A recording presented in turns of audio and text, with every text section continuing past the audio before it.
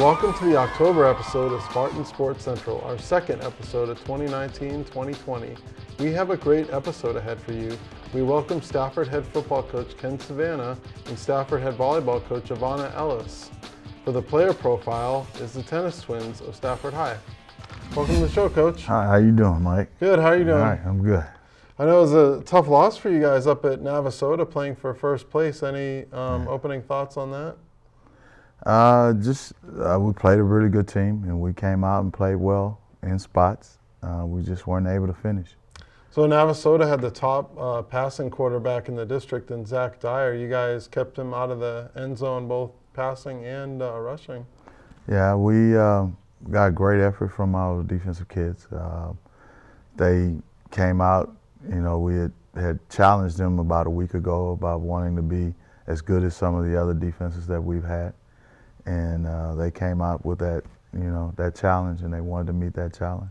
And speaking of defense, I looked this up this morning when I was doing the game notes, and I figured out that 6 times in your, what's been a relatively brief head coaching career, 6 different times you've held teams to 10 points or less. So that's really something special. Yeah, well, you want to put your program on something. We've always tell the kids that we want to be able to go out and play great defense. Offensively, you have great games, but consistently we want to go out and play great defense. We want to go out and be able to stop people. You stop people from scoring, you can have a chance to win. So defense wins championships, is that just a cliche, or is that like? I believe it to be true. Yeah, I believe it to agree. be true. I mean, if you don't let people score, then you always have a chance to win. Okay. And then you had Churchill Williams had an interception, and then you guys have actually decided to give him the ball offensively a little bit more too. Yeah, he's been Churchill's a junior this year, and he, if everybody remembers, as a freshman we brought him up, and he's been after us every year. Coach, I can still run the ball. Because he used to run the ball as a young kid when he was in middle school, and we played him in the secondary. We've actually lined him up at receiver sometimes, but. We finally, okay, we're going to give you a shot. And we started about 3 weeks ago, letting him run the ball a little bit.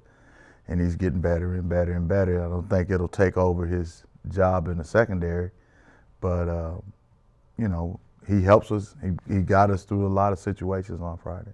He scored that touchdown. Is that his first touchdown on offense for him? I think he scored last week, actually. He scored, so this makes his second. Oh, he scored a second one? Okay. Right. So he's doing really well out there. Right. And then Robert Wooten, I know you told me he had 3.5 sacks. Of course, he's committed to the University of Missouri. What's it like to get to coach a kid like that? Just an honor, great joy. And, watching him compete.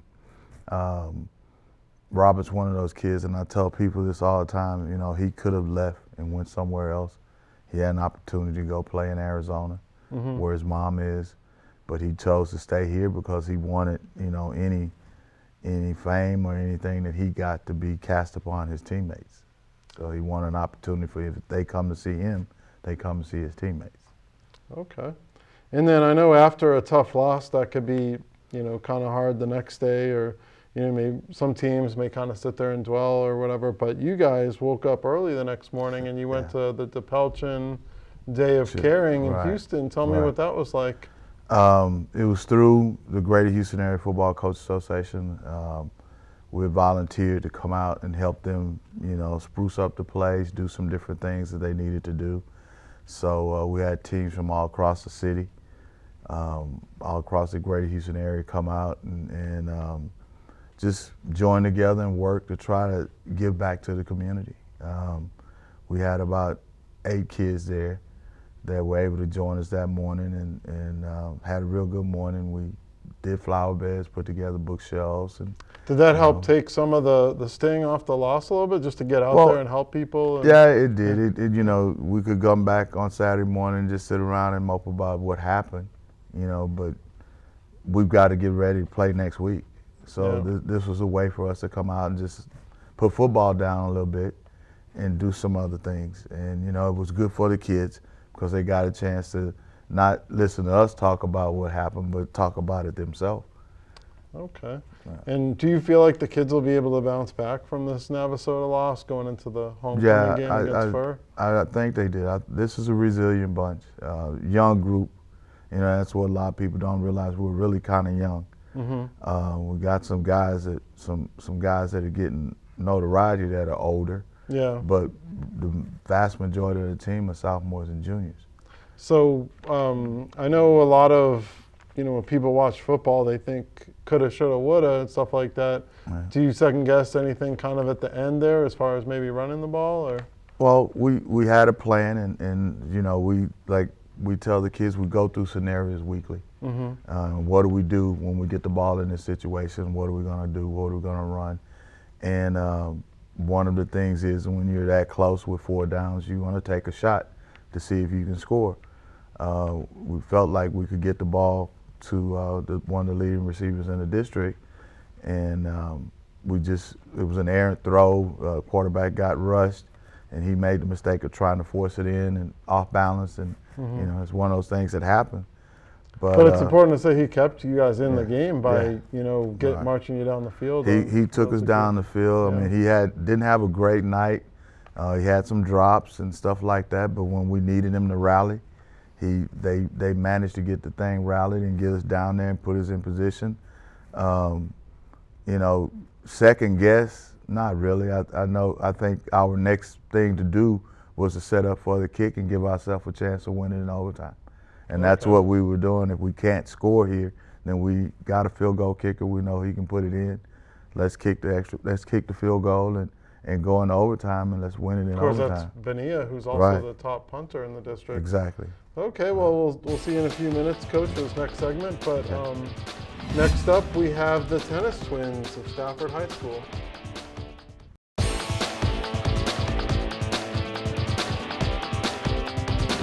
The tennis twins had a great season at Stafford. We go to Raquel Sims for the story. The Stafford High School varsity tennis team recently welcomed a dynamic duo to the squad. Varsity tennis coach Tim Woods shares more. It has been a real pleasure as a coach to have such strong and able players as the twins. The Carrera sisters have been a terrific asset for our team. They came in as freshmen ready to compete, already defeating some of our fiercest opponents, juniors and seniors, so it's a real pleasure to have them on the team. This season, I want to end undefeated. I started my first matches off, never lost, and now this one, I'm going to not lose. Team chemistry has improved because of how we're working together, cooperating, and actually being a team in what is an individual sport. We've been doing really well in the season. We're 3rd in the region, so I feel like we definitely improved. They both have really strong baseline shots. They're very consistent and rarely make mistakes. They choose a good time to go for a clear winner.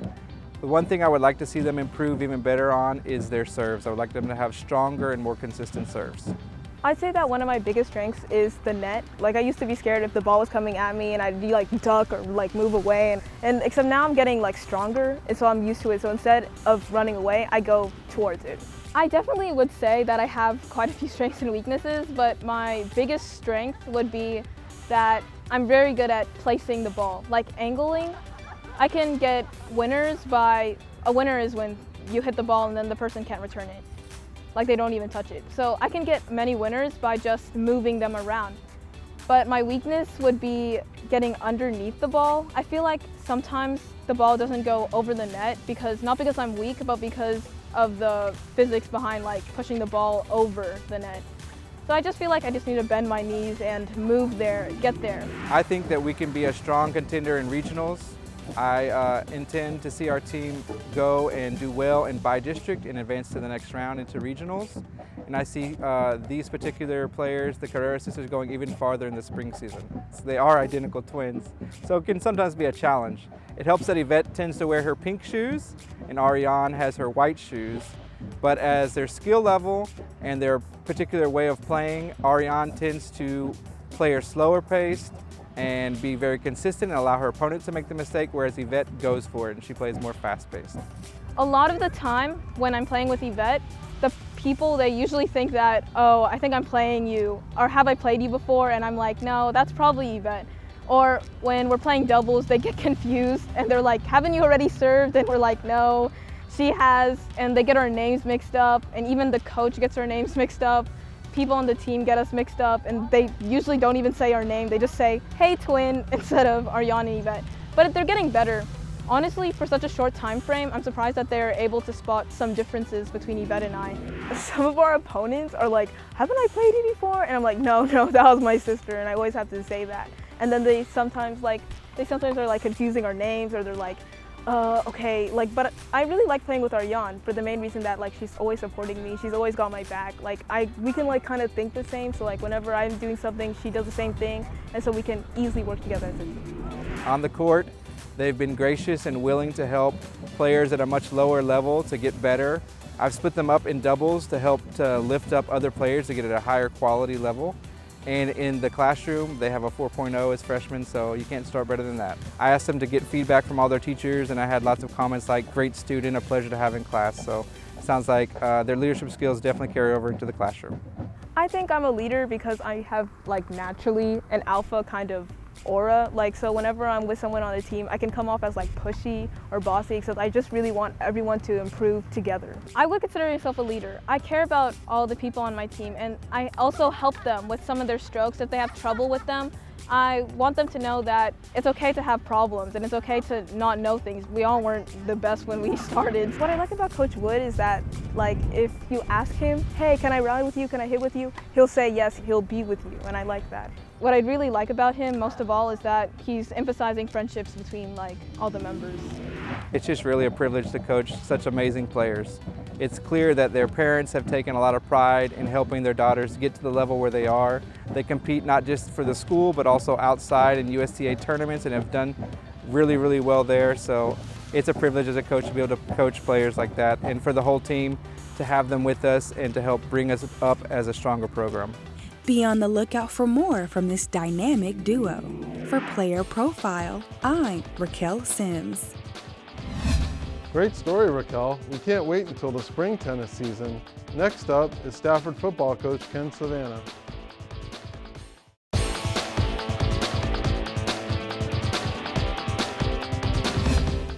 Welcome back to the show. We're here to talk to Coach Savanah about the homecoming game this week against Houston Fur. Welcome back to the show, Coach. Hi, Mike. So you have been involved with a lot of homecomings over the years, first at Strake and then here at Stafford. Right. So what makes homecoming more special than, say, an average game? Well, you get to see a lot of the kids come back, you know, especially if you've been there for a while. You have classes return when you have kids that went off to school, or some that have graduated and they come back and you get a chance to see what they're doing. Kind of pick that connection up again, that where they're at and what they're doing in their life. Then it also gives your team an opportunity to play in front of those kids. A lot of those kids were younger kids when these kids that are coming back were there, so they get a chance now to show them, hey, we're doing what you were doing, and this is, we're continuing that tradition. But as coaches, is it something like of a distraction at all to have like a homecoming game to where it's maybe not everyone's as focused on the game and it's more on some of the other things? Well, we try at the beginning of the week to get them to understand that, why homecoming is great. For us, the ball game is the center should be the center of our attention. You don't want them to get so involved in homecoming that they forget that, we're in the middle of a district race, and we could separate ourselves with a win on Friday. And of course, the Houston Fur, last year you went to their place, or actually I should say Barnett Stadium. Right. It was a close game there at the end. You guys pulled it out. Right. Long story short, they went to the playoffs. We didn't end up going to the playoffs. Exactly. But what do you know about Fur going into this week? Same type of team. They've got a really, really good athlete at quarterback. Last year he was one of the top receivers in the district. They're going to be physical, tough group. I've seen them play a couple times this year. They play really hard. And Coach Gray does a real good job with them. They're always prepared. It looks like they're second in the district both on offense and defense, and the quarterback is their leading rusher, and he also, on defense, he has 3 interceptions. Right, and this is the same kid last year that was one of the top receivers in the district. They rotated him into the quarterback's position this year, and he's also playing free safety, so he's doing a lot for him. They've got some other younger kids that are contributing. So freshman at running back. Yeah, he's got some younger kids that are contributing to him. That's why I say they're going to be pretty good. Coach Gray does a good job of getting them rounded into shape and getting them going by district time. Okay. And then after that, you have a trip to North Forest. You guys are 4-2 when playing in Houston. What are your thoughts on going up to the north side of Houston and playing Bulldogs? It takes me and Coach Edwards and a couple other coaches back to kind of where we grew up. Okay. Coach Edwards is from that area. I'm from the other side of that area, and you know, we like going back up there. He's got a good program going. Again, I think everybody in our district is young. I think Navasota may have had the most returning kids. They're young. They're missing their star receiver that they had last year, but they've been playing hard. They've been playing tough.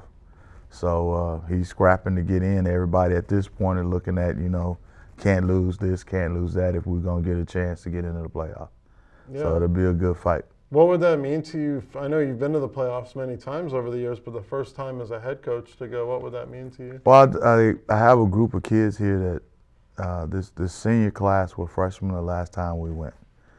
And just to get them to see playoffs and then to understand that once we make it there, it's a brand new season. It doesn't matter what we did in the preseason, it doesn't matter what we did in district, as long as we got there.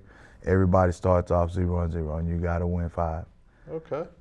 And then you have a couple of your former players did really well this weekend with Cameron Hill at 4 tackles.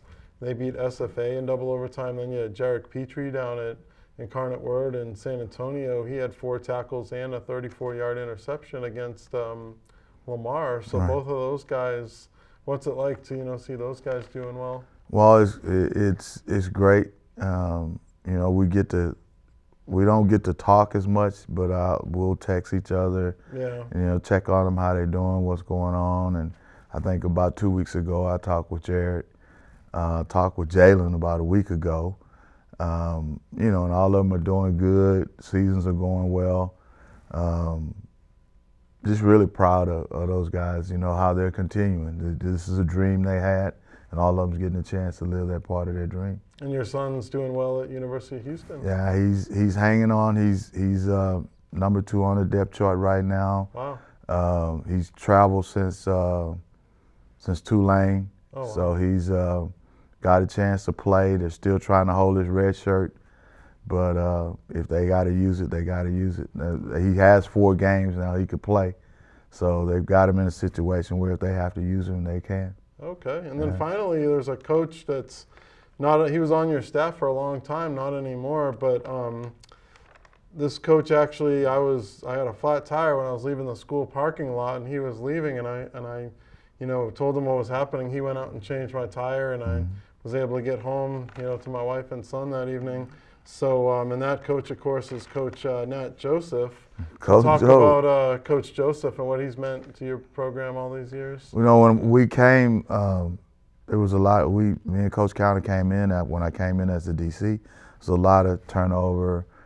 A lot of people had left off the staff, and kind of Coach Joe and Coach Q, Coach Glosson. That was kind of those guys that had been here. They knew the kids, and Coach Joe's always been that stabilizing factor for us on defense. You know, he knew most of the kids, and he'd tell us, Coach, we can do this, but I don't know if I can do it with this kid this way. I got it a certain way I can teach him.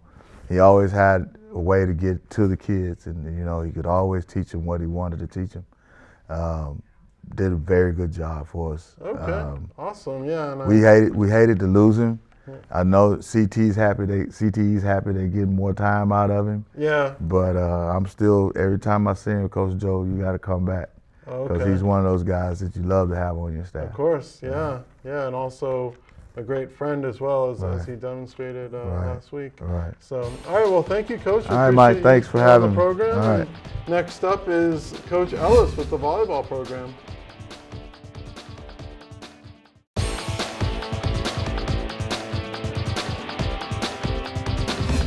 Welcome back to the show. Coach Ellis is in her third season as the head volleyball coach. The Lady Spartans will wrap up the season on Friday at Fulshire. Welcome back to the show, Coach. Good to see you again. Thanks for having me again. All right, so you recently had senior night against the Wharton Tigers, and you had 3 seniors on the roster. Tell me about those kids. I'm gonna miss them. And part of my speech, it was the 4 years really go by quick, and it's finding the new norm. 2 of them were, my captains. And so now, going into the off season, I'll be searching, for that next leader for the years to come. And what did they bring to the program individually? Individually, they just reminded me that I, as a coach, can learn. With Jayla Pratt, she was one who I really confided in as far as like what is best for the team. Kayla, for her, she was more of the person that I knew if I said, hey, I need this, she really gave it 100% at that time when I asked for it. She was more like of a on-the-spot person when I needed her. And, Destiny Ugo just reminded me that there's kids who always want to learn. And, they work really hard at getting better, and they want to be better for their team. So obviously a challenging year for y'all in the win-loss column. But did you see improvement kind of beyond the win-loss column? Yes, and I think as a coach, sometimes we have to keep that in perspective when we do see so many losses is with those losses were there improvements. And I can honestly say there were with the girls. And, I've been here for 3 years. Even with the seniors, those were girls that I kind of still inherited, from the previous coach. So going into these next couple of years, these girls are, truly under my coaching. Okay, and I know you have some great teams that you play. I know Needville's always tough. By the time this show airs, the match on Tuesday will be completed. But you have Fulshire, and this is a new school, a new program, but they've really kind of set the tone with the way they've been playing. What's it going to be like going down there to finish the season? Last year when we went, they were a pretty good team as well. You could kind of see that they were trying to find their place in our district. And I think last year they kind of did that. And so now they're coming back stronger, trying to protect that because for a while, Needville had been the #1 team in our district. And I think last year was the first year in a while that, they were Fulshire ended up being #1. So I don't know if it was a shock to our district or more so of the change that we see coming within the district. And you talk about, the future of the program, 2020 and 2021. What do you foresee for the program in those seasons? I just see a lot of dedicated girls. I see hardworking. I see many more wins because the thing about this group that I love is that they are eager to learn. They are eager to do well and, be there for their teammates.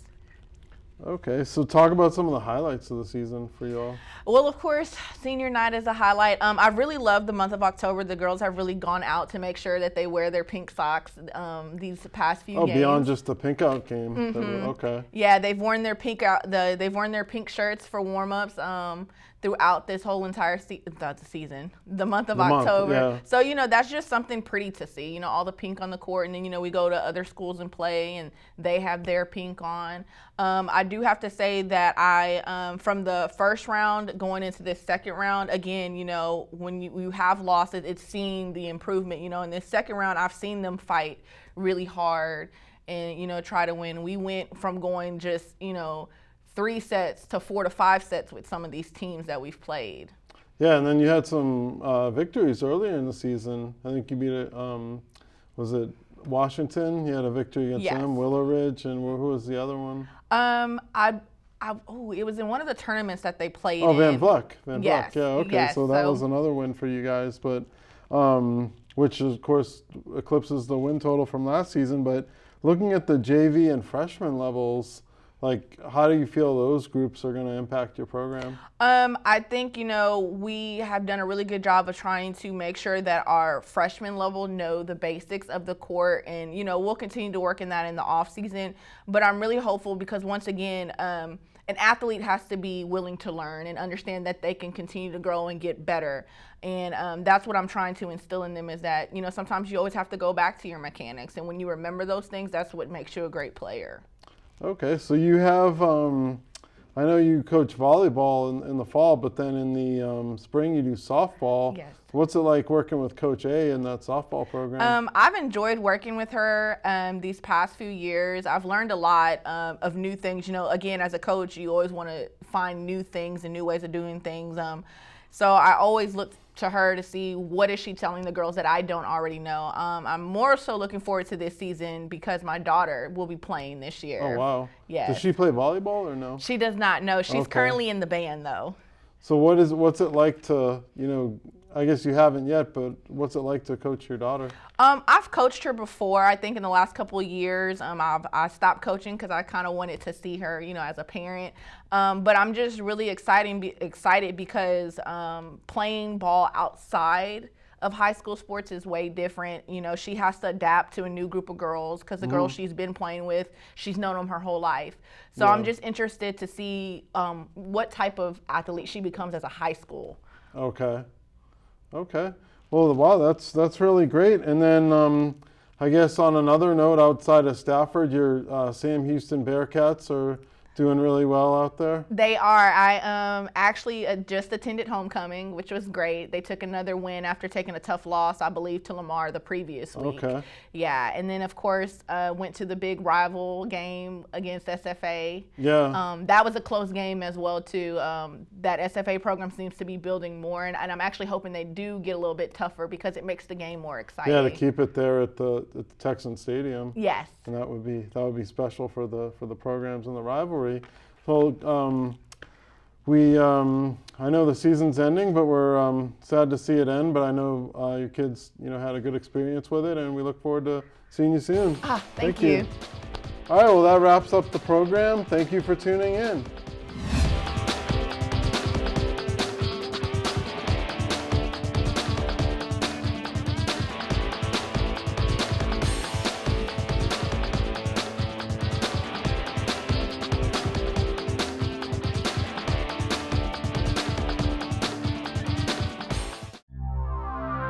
This program was produced on the Stafford campus of Houston Community College.